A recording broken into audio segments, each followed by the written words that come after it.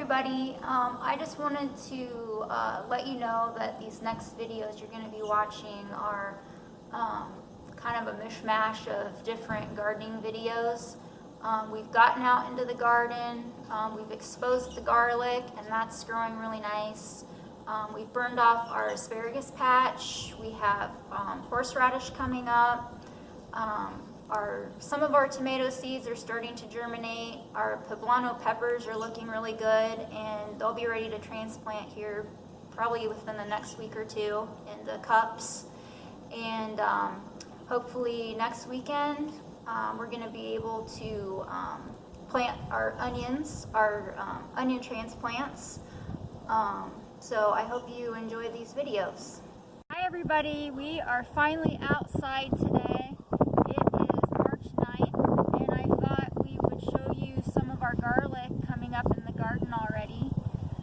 We planted the garlic in late October and covered it with this straw to keep it warm through the winter, but the garlic has to freeze, so then we harvest it in July.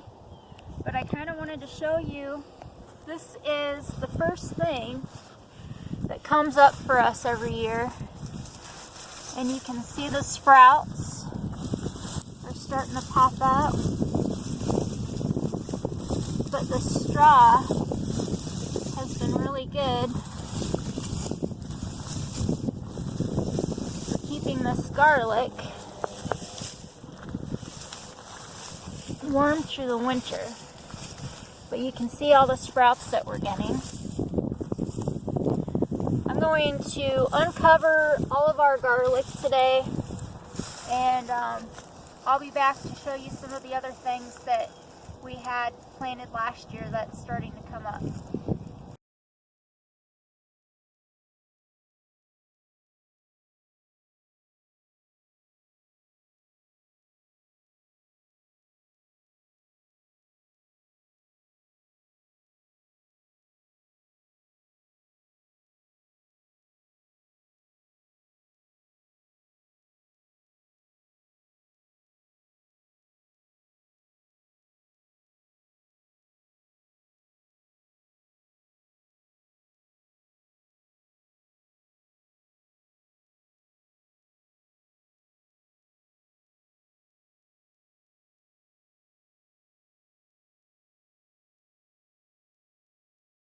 Okay, so we have the garlic uncovered.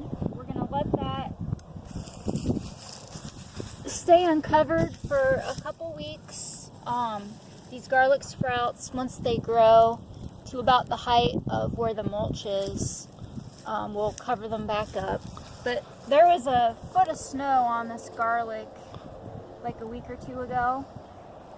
So it's just nice to get out here and be able to get this garlic cleaned off. We planted 3 rows last year, which gives us quite a bit of garlic, but we like to give it away. So we're going to go take a look at some of our colder weather plants that are coming up. Okay, so I'm going to show you our asparagus patch and some of the horseradish that we planted last year. This asparagus patch has been here for several years. It was here when we moved in, so we didn't have to do anything with it. We burn it off early every spring, and it usually starts coming up in April. And then down here we did the horseradish, and we kept it really far away from the garden because when you plant horseradish, it will take over anywhere you put it. So we have a bunch of it starting to sprout, and we planted just 1 row of the horseradish, but we'll go inside and take a look at the tomato seeds that we started a week ago. Hi everybody, I wanted to do a quick update on our tomato seeds and our poblano peppers. We have had very good germination out of our poblano seeds. They're starting, these middle leaves here are called the true leaves, and they're just starting to come up. These outer leaves are called the seed leaves, and when these fall off, these will start growing faster. our tomato seeds, we have not had very good germination with these this year for some reason. We have one pink tomato germinating. We have just 2 Amish paste germinating and 1 Cherokee carbon germinating.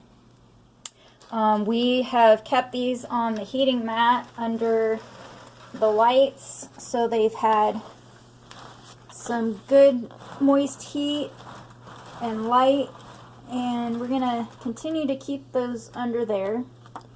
I'm gonna take you upstairs and show you some of our onions that we're gonna be planting in about a week, and show you a tip on maybe planting some more tomato seeds.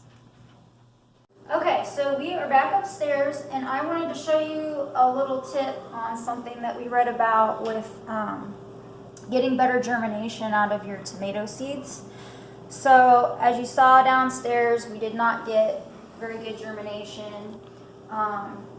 2 of the heirloom tomatoes that we plant and really love, we kind of wanted to get some more out of those. So we're soaking each variety in a very weak room temperature black tea, and it's supposed to soften the tomato seeds so they germinate better and quicker. So we're going to see how this works out. Hopefully, cross our fingers, we get some more germination out of these. We are hoping in the next week or so the ground temperature will reach 40 degrees, and we are going to start planting our cold weather vegetables. We order these onions from, what is it here? Dixondale Farms. Dixondale Farms. They're on the border of Texas and Mexico. And we just got these in this past week. But for onions, we like to plant the red ones, so the red candy apples. And then these yellow ones are just the candy, called candy onions. And these are actually onion transplants. We get way bigger onion bulbs out of the onion transplants than we ever have trying to plant the onion sets. When we would plant the sets, we would only get maybe golf ball sized bulbs. But when we started planting the transplants, we get really nice sized bulbs out of these.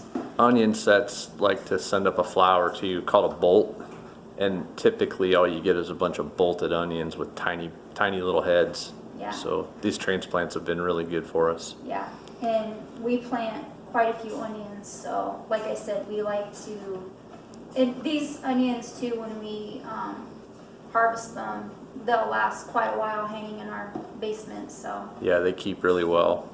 The nice thing about ordering from Dixondale is you can order those like in January, and you can schedule delivery for your zone. So we had them ordered 2 months ago. They just showed up in the mail the other day. They come bundled. You just take them apart, spread them out. They did not come in an Amazon box.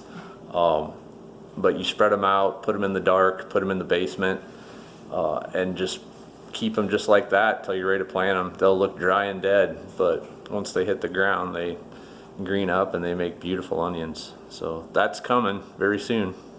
So yeah, I just wanted to do a quick garden update and let you know what we have germinating and what we will be ready to transplant into cups. Probably the poblano peppers will be first to transplant into cups. So yeah, hopefully next week we'll be doing a